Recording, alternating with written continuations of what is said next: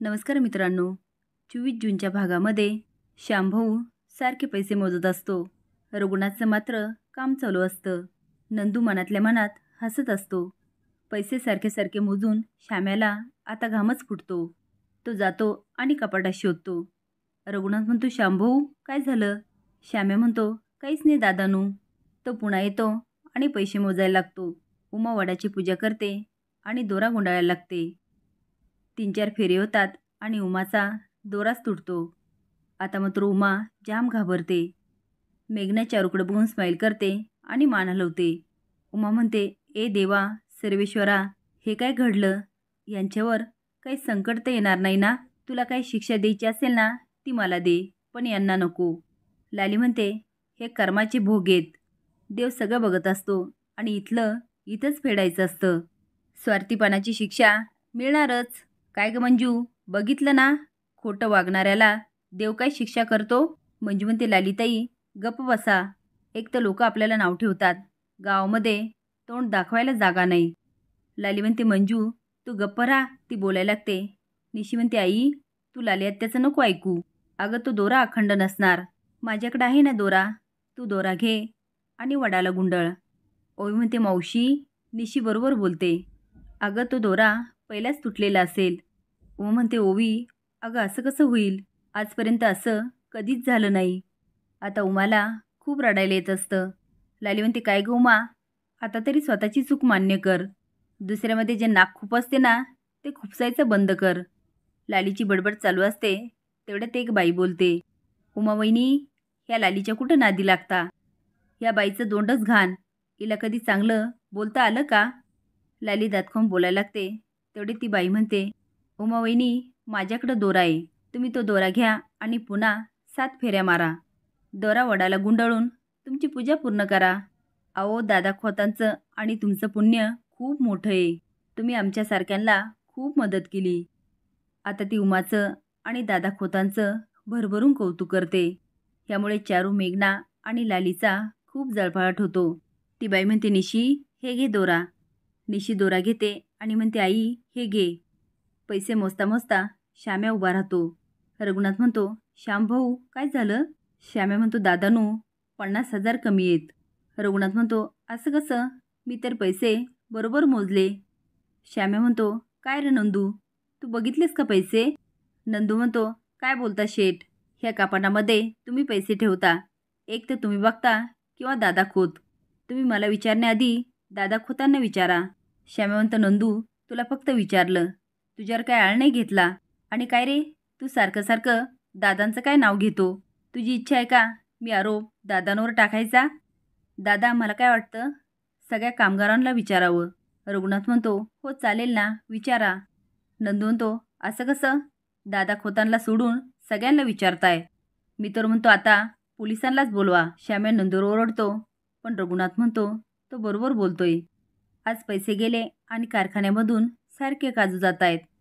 म्हणजे हे काम खूप दिवसापासून चालू आहे. एकदा पोलीस आले की सगळ्याचा सोक्षमोक्ष लागेल. श्याम्या म्हणतो, दादनू त्याची काहीच गरज नाही.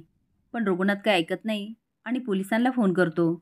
इकडे उमा दोरा घेते आणि पुन्हा पूजा चालू करते.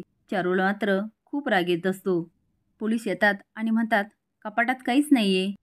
आता चोरी झाल्या म्हटल्यावर चोर कपाटात पैसे ठेवलंच कसे? मला असं वाटतं सगळ्यांच्या घराची झडती घ्यायला हवी. तुमच्या कारखान्यामध्ये कोण कोण काम करतं त्याची लिस्ट द्या. श्याम्या म्हणतो, हे घ्या फाईल. यामध्ये सगळ्यांचे नावं आणि पत्ते आहेत. नंदू म्हणतो, हो पण यामध्ये दादा खोतांचं नाव पण नाही आणि पत्ता पण नाही. श्याम्या म्हणतो, नंदू तुझं काय चाललंय? अरे सगळ्या गावाला माहिती आहे दादा देवमाणूस आहे आणि त्यांच्या प्रामाणिकपणावर वचने घेतले जातात आणि तू त्यांच्यावर आरोप करतोस? रघुनाथ म्हणतो, नाही श्यामभाऊ, तो बरोबर बोलतोय. सगळ्यांची झडती घ्यायची आणि माझी नाही, हे कसं चालेल? इन्स्पेक्टर तुम्ही माझ्या घराची पण झडती घ्या. श्याम्या खूप अडवतो, पण दादा काय ऐकत नाही. ते सगळे दादांच्या घरी जातात आणि पोलीस पैसे शोधत असतात आणि श्याम्या राहून राहून सगळ्यांना अडवत असतो. तेवढ्यात एक पोलीस म्हणतात, साहेब इथे काहीच सापडलं नाही. नंदू विचार करतो, असं कसं झालं?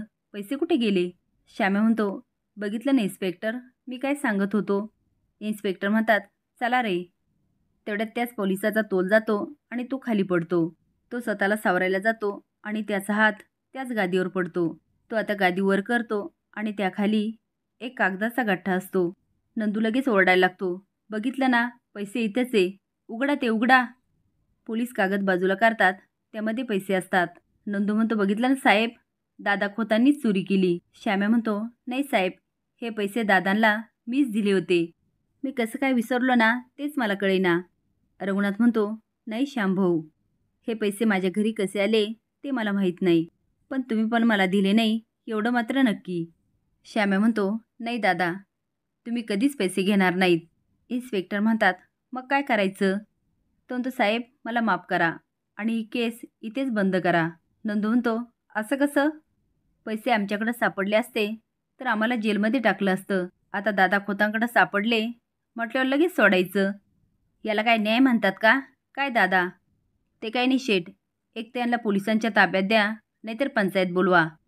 श्याम्या म्हणतो, नंदू तू गप्प बस, तुझी काय चाले ना ते मला चांगलंच माहिती आहे. साहेब यामधलं मला काहीच करायचं नाही. रघुनाथ म्हणतो, नाही श्यामभाऊ, तुम्हाला मला पोलिसांच्या ताब्यात द्यायचं नसेल ना तर पंचायत बोलवा. पंचायत जो निर्णय घेईल तो घेईल. पण एवढंच सांगतो, हे पैसे मी घेतले नाही, माझ्या घरी कसे आले ते मला माहीत नाही. इकडे बायका म्हणतात, उमावहिनी वाण घ्या ना. ते आंबा देऊन उमाची ओटी भरतात. ती पण वाण देऊन त्यांची ओटी भरते. लाली म्हणते, मंजू हे घे तुला पण वाण. मंजू म्हणते, लालीताई तुम्ही पण घ्या आणि नमस्कार करते. लाली म्हणते, आशीर्वाद आशीर्वाद. ओवीला चिडवण्यासाठी म्हणते, काय ग चारू, बघितली ना पूजा, आता पुढच्या वर्षी माझ्या शिनूसाठी अशीच पूजा करायची हा. ओवीचा चेहरा पडतो. उमा ओवीकडे बघायला लागते. बायकांना लालीचा खूप राग येतो. लाली एका बाईला म्हणते, काय मला नाही देणार का वाण? हे घे माझा वाण. ती बाई म्हणते, असा वाईटांचा वाण आम्ही नाही घेत आणि सगळ्यांना सांगते, ह्या लालीकडून कुणीच घेऊ नका. आता मात्र लालीचा चेहरा पडतो. ती म्हणते, नका घेऊ नका घेऊ, मला काही गरज नाही आहे. उमा म्हणते, वहिनी अहो असं काय करताय? आपण देवाची पूजा केली ना, देवासमोर सगळेच सारखे. तुम्ही मला वाण दिला आणि ललिताईला नाही देणार, हे बरं वाटतं का? मंजू मात्र उमाकडं कौतुकाने बघत असते. एक बाई म्हणते, उमावहिनी अहो हे लालीचं काय ऐकताय? ही कशी आहे तुम्हाला चांगलंच माहिती आहे. पण उमा काय ऐकत नाही आणि सगळ्या बायकांना लालीला वाण देण्याविषयी समजावत असते.